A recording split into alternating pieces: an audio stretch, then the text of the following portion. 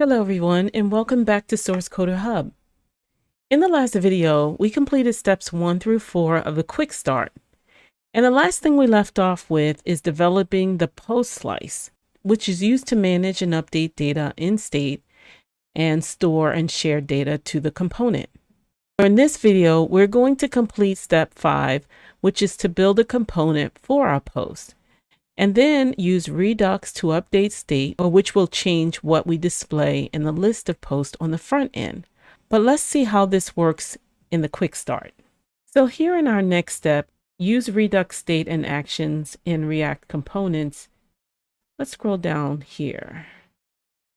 This is a very simple React component, which you already have some experience with if you've been watching this Redux tutorial. And there are two buttons here, one for increment and the other for decrement. When the user clicks either of these buttons, it sends an increment or a decrement to the Redux store using a hook called dispatch. We'll talk more about this shortly, but for now, let's focus on what these increment and decrement actions do. Coincidentally, the button and action names are the same, but they don't need to match.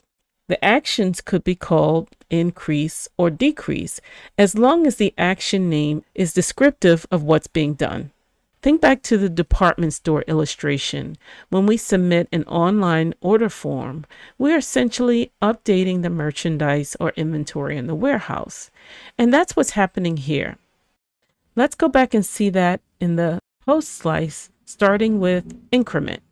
When the user clicks the increment button, the increment action increases the initial state from 0 to 1. So now if the user clicks it again, the value in the initial state will increase to 2. And that's what this line of code does. It increases the state value by 1.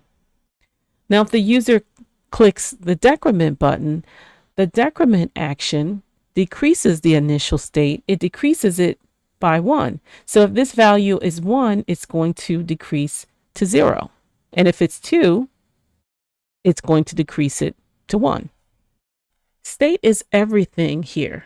Now we show value under the initial state, but it could include other information. For example, if this were a bug tracker application, we could include other properties such as the number of bugs. We can include status or completed. And we'll see that in a future video. The point is that these actions are used to update state. So how do we send values from the front end of our application to the back end of our application with a button click? And how do we receive and display updates from the Redux store? I want to introduce you to two Redux hooks that help us interact with the Redux store: useDispatch and useSelector. Our data is a centralized store or global state that all components can access, and the useDispatch and useSelector hooks are used to interact with the store. In this lesson, we'll learn how these hooks help us access the data, sending results to and from the component. After it's imported, we initiate it. And in our counter component, when a user interacts with the component by clicking, for example, the increment button, this triggers the dispatch to send data to the Redux store to update global state. When the increment action is dispatched to the store, the reducer updates the global state by incrementing the count value. And the reverse happens with decrement. Now let's take a look at the useSelector hook. And after we import the useState hook, we also need to initiate it. We pass in the Redux store as an argument, and from that, we return the data that we need. So you can select the name of the slice, which is counter, and the property name that we need from state. So in our case, we want to return the counter from state. Okay, so let's go back and look at this.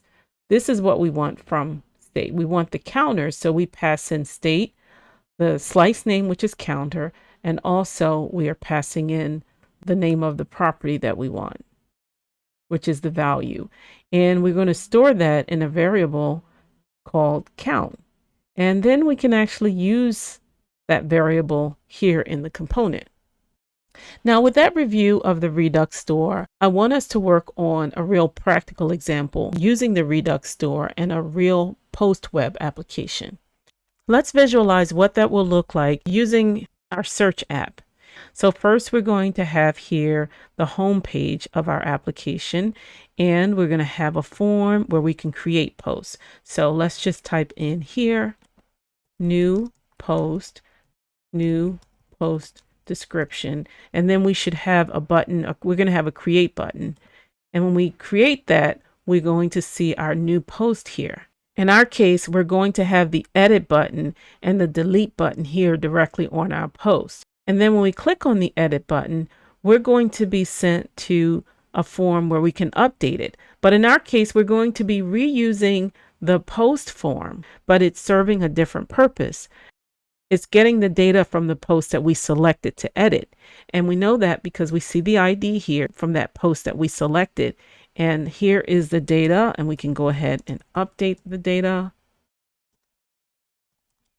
And when we update it, we're sending the results back to the store. And here now we see our list of posts with the updates. In our next video, we're going to start building our post web application. If you found value in this tutorial so far, don't forget to like and share this video. Also, subscribe to the channel and hit the notifications bell button. If you want to be the first to know, connect to the hub. Together, we share knowledge, code, and community. Thank you for joining me, and I'll see you in the next video.